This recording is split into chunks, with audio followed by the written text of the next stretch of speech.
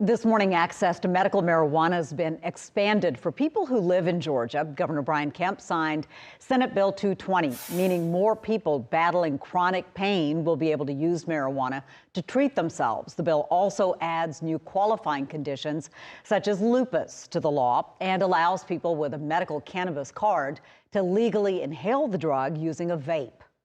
They're looking for instant relief, and so this particular form of the product, inhaled, actually goes straight into the bloodstream, and it allows for quicker relief for patients, whether it's cancer, PTSD, multiple sclerosis, or chronic pain.